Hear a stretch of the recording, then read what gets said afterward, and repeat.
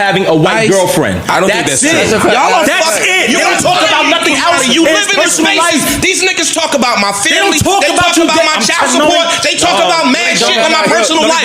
What do you talk? Niggas don't think you broke up here. Nigga, you do. No, they don't. That's a joke. I do. That's a joke. Hold on. I'm convinced of it. I'm gonna start yelling, and again, it's gonna lead right into the bullshit. My nigga, my life is on the fucking internet. My nigga, my life is on the internet. But I think it's more criticism than like clowning. About my character as a man.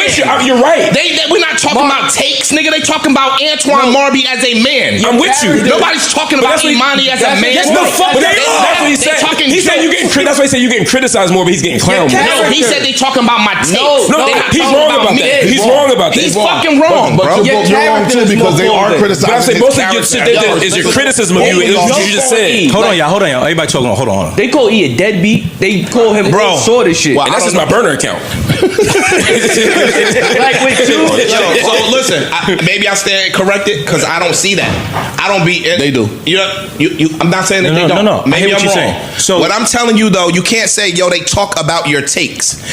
They talk about these people go find pictures of my family and put them online, my nigga. That has nothing to do with my stance on a topic. No, you're right, but Ish, listen to this. Listen, hold on, stop saying that I'm right, but because that it should stop. No, I'm making a different point. I'm moving on to a different point. Right. You ain't all the way right. I'm moving on to a different point. Just hold on for a second. This is what I'm saying. This is what I'm saying, Ish. What he just said is incorrect. The first thing he said though was that you get criticized more than clowned, and I think that's true because what you're describing is getting criticized. They criticize your life, they scrutinize your personal life. They try and put your personal life. I didn't say that was wrong. No, I know. So that's my statement. I'm saying that was worded wrong. I'm trying to tell you what he's trying to say. I'm trying to move it forward. Imani said they criticize your take. I know. I'm saying let's move past that. I'm saying you're correct about that. You're 100% correct. That's incorrect. I'm saying though, even before that. Though, I think what Imani's making a distinction between him being mocked and you being criticized and scrutinized unfairly. He's being mocked ruthlessly for all the things you said, being broke, being all the things. They've mentioned his mother, his father, they take and the shit that happens to Ish is fucked up too. It's just not. They talk about your mother and father. Yes, they went on a whole thing. I don't know nothing about that. Me. No, for real. I went to the bathroom and I was like, yo, Ish gotta shut the fuck up. I done made all types of bad jokes about Imani. Nigga, and I think I take it on the chin pretty well. So you sound stupid. That's what I think. I forgot. I can't. Your chin is long. And Kim Kardashian and Rihanna and all these other billionaires. I don't want to use Elon Musk. That's not my wheelhouse. Kanye West. But whoever. Rihanna. So I guess if they're selling you on that, then how is it inequality if they're telling you that everyone has that opportunity? Because what they don't, they tell you everyone has that opportunity, and they tell you that anyone can do it. The problem is everyone can't do it. So for a capitalist society to work, for me to create jobs, somebody has to work for me. For me to have large amounts of money, there has to be large amounts of people who don't have it. And the more people who have it, or the larger the amount that the have-gots have, the more of the gap is going to be between the have-gots and the have-nots. So it's inequality because everyone can't. It's inequality because it's inequality not just because everybody can't get it, which is true. It's inequality because it's not just inequality of outcome, it's inequality of opportunity.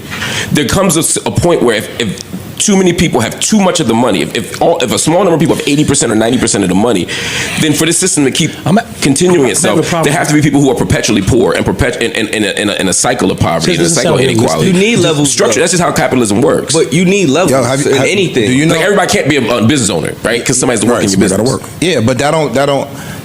I just don't hear the evil in what you're saying. It's not evil. It's not evil, and it's unrealistic because in society, everybody don't work the same. Everybody's priority is not the same. Some people will wake up at 5 o'clock in the morning and go to it, while other motherfuckers might want to sleep late.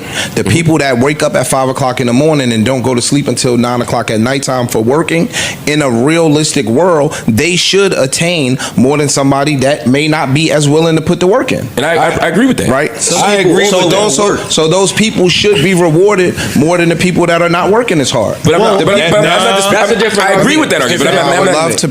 Go ahead, finish your point. So if I bust my ass and I went to college, right, and some people didn't, or if fuck taking off of education, because right, sometimes that's, if we playing basketball and I'm waking up every single morning and I'm going to the gym and I'm shooting 500 jump shots a day and I'm running, I'm busting my ass, but you come to the gym and you don't work as hard, and then you take days off because you chasing girls and you doing all this other shit, and when my game gets to another level in basketball and your game has tapered off, I deserve that.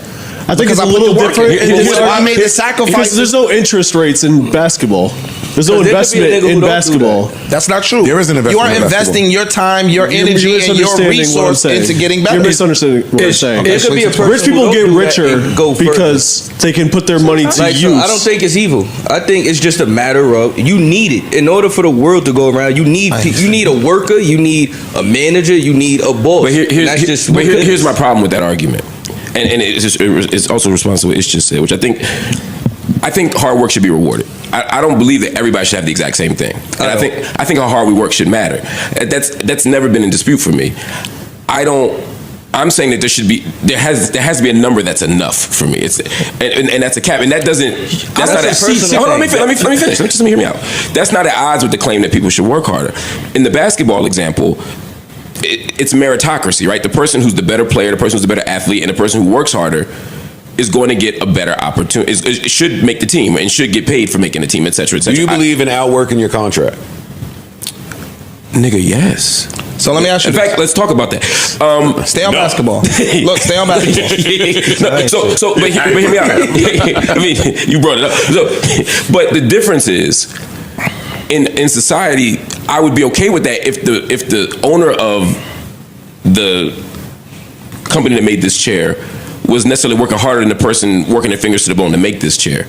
And the problem is, but if we accept that the person who works the hardest should make the most, then we're accepting that poor people don't work as hard. I know you're not saying that. I know you're not saying that, but I'm saying that would be if we took that to its logical conclusion. That can be a possibility. And not just that, the person that ain't always the physical person that work. owns the company. I agree. Could have started off doing this. And the person that owned the chairs could have started off making the chairs. Absolutely. And then he learned how to market the chairs, and then he learned how to do XYZ, and then he did all of these other things and applied himself into growing that business. He might have did them by hand initially. So can I just one second? Can I take that to the next step? Because here I think we're about to get to where I disagree. So let's say he does that. Let's say Ice started off making chairs and decides to make chairs until he can hire people to make the chairs for him. Mm-hmm. And then he makes so much money making chairs that he can pay people to make the chairs for him. Mm-hmm. I'm okay with that. And I'm okay with him making more money than the people who make the chairs. I'm okay with that too. But what if he starts making so much money that he buys all the chair making companies? Mm-hmm. And now my only talent is to be a chair maker, but because I can't compete with another company, he continues to only pay me a minimum wage when I deserve more. So now I can't pay my bills. But he can't do that. No, hear me out. Everybody must have needed a chair. You ever notice how Joe Budden just lives to stir the pot on his podcast? It's like he wakes up thinking, how can I ruffle some feathers today? And no one feels that more than his co-hosts, especially Ish. Joe will take the smallest thing, like a comment about relationships or who someone's dating, and flip it into a full-on debate just to watch the tension rise. He clowns Ish all the time. Like if Ish tries to give some grown man advice about women, Joe immediately jumps in with jokes or questions that make him look like he's hiding something. Oh really, Ish? That's how you move, he'll say with that smug grin, and you already know it's about to go off the rails. Then Parks or Ice might chime in and suddenly it's 15 minutes of Joe turning a small opinion into a courtroom cross-examination. And the wild part is, Joe knows what he's doing. He thrives off that awkward energy. It's part entertainment, part mind games. Sometimes he gets so deep into teasing that it's hard to tell if the jokes are real or if he's pushing buttons just to see who cracks first. Whether it's about someone's girl, past relationships, or even finances, nobody's safe when Joe's in that mood. What makes it even funnier is that Joe loves to play innocent afterward. He'll be like, I'm just asking questions, while everybody else is sitting there trying not to catch feelings. But that's classic Joe. He's been in the spotlight so long, he knows how to control a room, even if it means pushing his friends' buttons just for a reaction. At the end of the day, it's all part of the show. The tension, the laughs, the inside jokes, they're what keep people coming back. Joe might be messy, but let's be honest, that's what makes the podcast gold.